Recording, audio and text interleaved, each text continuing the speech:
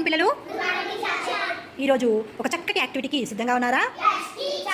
Okay my dear students, ఈరోజు యాక్టివిటీలో భాగంగా అమ్మ వంట చేసేటప్పుడు ఏమేమి పనులు చేస్తుందో చెప్తారా మరి?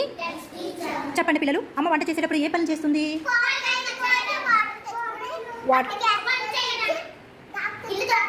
ఓకే ఓకే ఓకే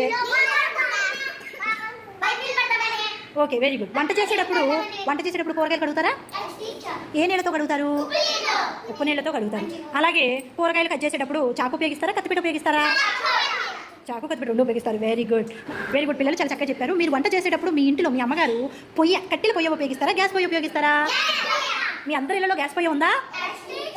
సరే, అమ్మ ఇంట్లో ఏ రకంగా వంట చేస్తుందో, అప్పుడు చేసేటప్పుడు ఏవే పనులు చేస్తుందో మీరు అభినయం చేసి చూపిస్తారా? చెయ్యమ్మా.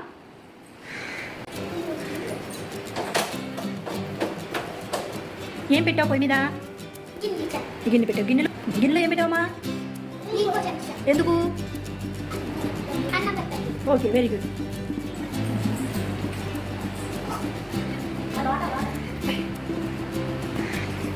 నువ్వేం చేస్తున్నావమ్మా? బియ్యం కడిగావు. మరి ఎన్నిసార్లు కడిగావు? Very good. వెయిట్. తర్వాత ఏం చేయాలి పిల్లలు?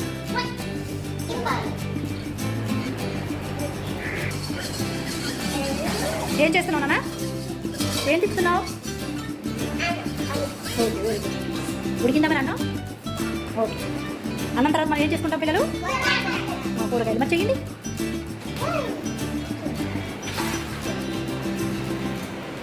ఏం చేస్తున్నావు అమ్మా? Okay very good.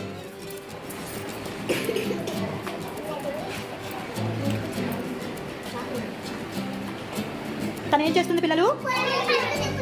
Very good. మరి ఉప్పు నీటిలో కూరగాయలు కంపల్సరీగా కడగాల్సిందేనంటారా? ఎందుకని? ఓకే పిల్లలు, ఎందుకంటే ఎక్కువగా మనకు వచ్చే కూరగాయలన్నీ కూడా మందులు వేసి పెంచుతారనమాట. ఓకేనా? అందుకే కెమికల్స్ పోవడానికి ఉప్పు నీటిలో కడుగుతాం.